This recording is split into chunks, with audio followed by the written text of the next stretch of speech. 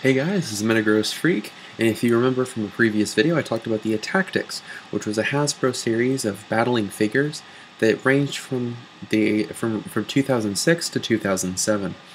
What I forgot about in that video was I said it was the first battle figure game, but I was wrong. I forgot about a piece of my own history, and that is Xevoz.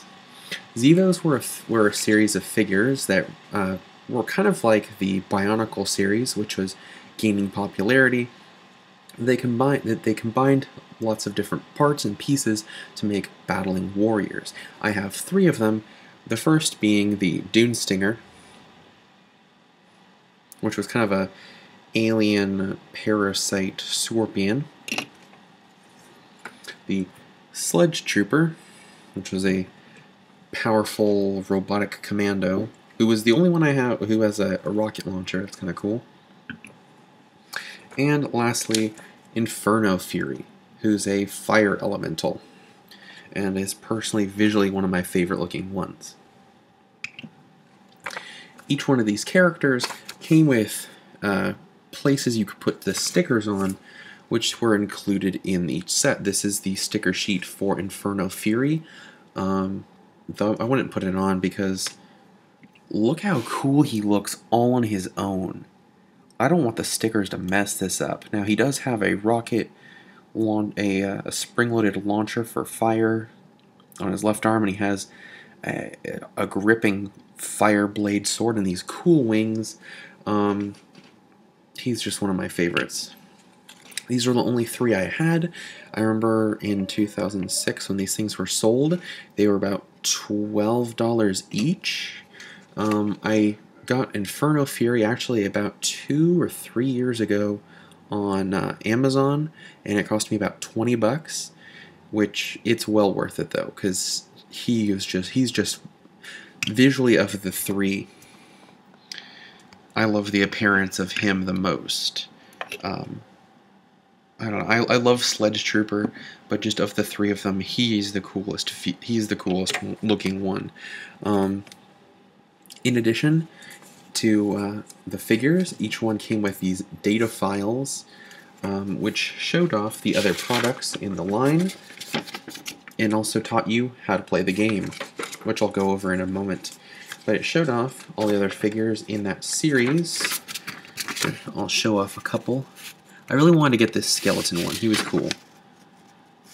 As you can see, I have Sledge Trooper and I have Inferno Fury. Apparently there was also some kind of game to go with it, as they had these kind of almost anime-esque drawings. Let me try to get it in so you can see some of these. It was like this pseudo-anime drawing. Basically, the whole point was to make that into a game. Because they were buildable, because these are buildable figures, you can easily detach parts like so, and then just snap them back on. This had the advantage of making a figure game really easily, because they included these cool dice things, which depending on what parts you had, you could easily replace these. My personal favorite. One second. I accidentally made it really difficult to put this back together because of the way I pulled out the pieces. Like, for example, this is the one for Inferno Fury. You can see they have different symbols like wings, phoenix flight, or sword. What does that say?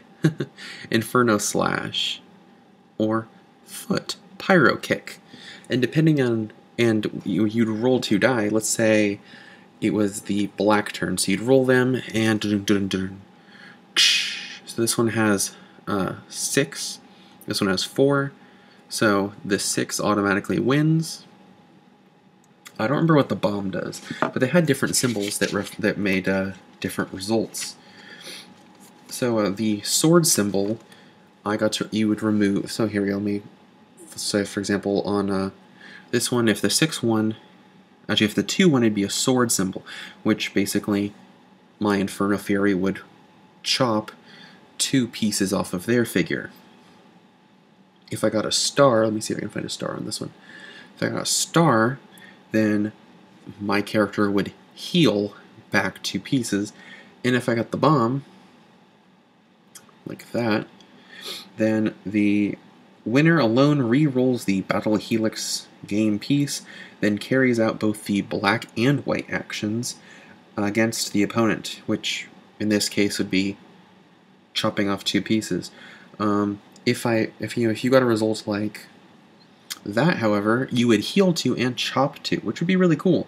However, if you were unlucky enough to roll a bomb again, then both players are affected by the action. So in this case, both players would be chopped 1. Or, let me find another one.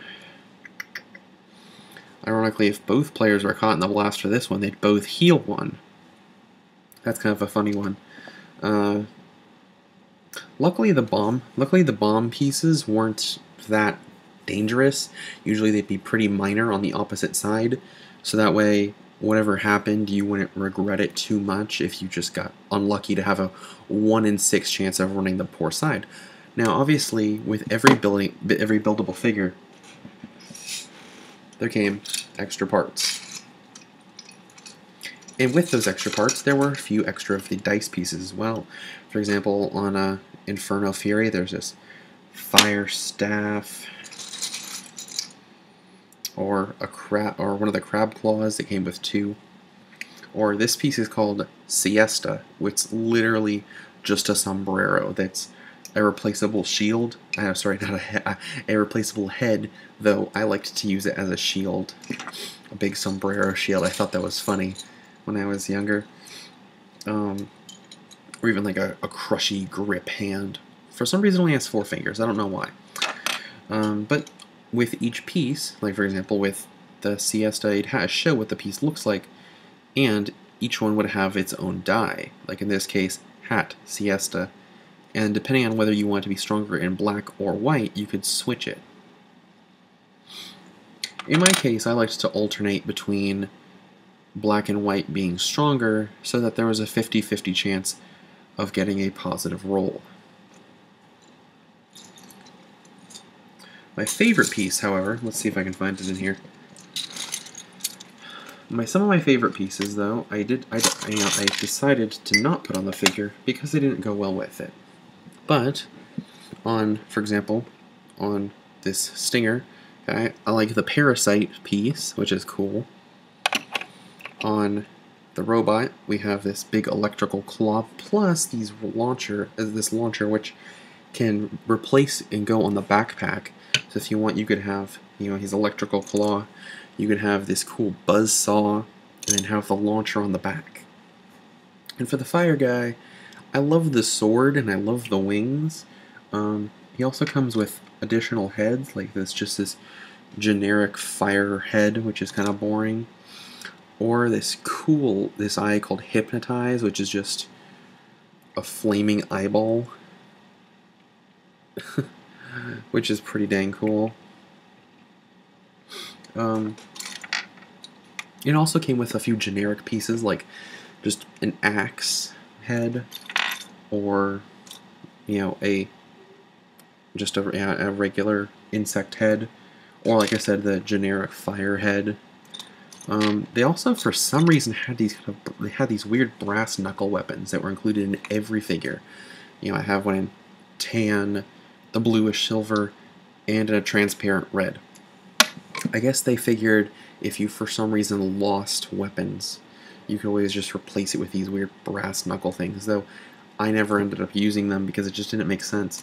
Though, they did have opportunities for tiny little hands, like this is the little tiny fire hand, so you could give them a knuckle, I guess. Or, what was the insect one? Or I guess if you wanted to have a brass knuckle inside the crab claw, you could do that. Or if you wanted to, or a brass knuckle inside of this little hand, you could do that. Or inside a little robot hand. I didn't really get it, but this is part of my history, and it's part of a history that a lot of you guys probably don't know about.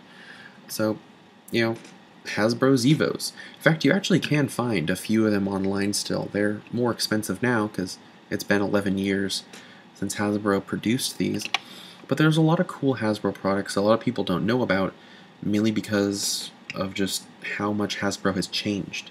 You know, Hasbro is really focused now on the Transformers series and a lot on the My Little Pony series, which I love, both of which are series I like, but they've fallen back a lot on the series that, you know, were cool. I mean, seriously, other than Lego, how many series can let you build awesome characters like this and then swap out parts? I mean, it's not perfect, I tell you, it's not perfect at all. But, you know, if I don't want this parasite, I can attach a machine gun. Boom. Now this scorpion has a machine gun tail. How many series let you do that? I tell you, other than the Lego series, only Xevoz. That's pretty cool. Not only that, but they were they had the focus on, if you didn't want to just have figures, you could also play a game with them. Something that Lego didn't do until later until the late 2000s, around 2010, when they had the little spinner discs for their final series when they were on Barra Magna. And even then, the game you could play was really awkward because the rules weren't made out great. But in 2003, Hasbro made it work. So, if you knew about Xevoz, or if you didn't know about Xevoz, let me know. I'd love to hear what you have to say. And if you think Hasbro should bring stuff like this back, you know, to comment, or heck, even tell Hasbro themselves, you know, they might be willing to bring this stuff back. I've actually found a couple sites where they still have the old Flash games up. You know, I used to imagine, you know, what would happen if I took my favorite pieces?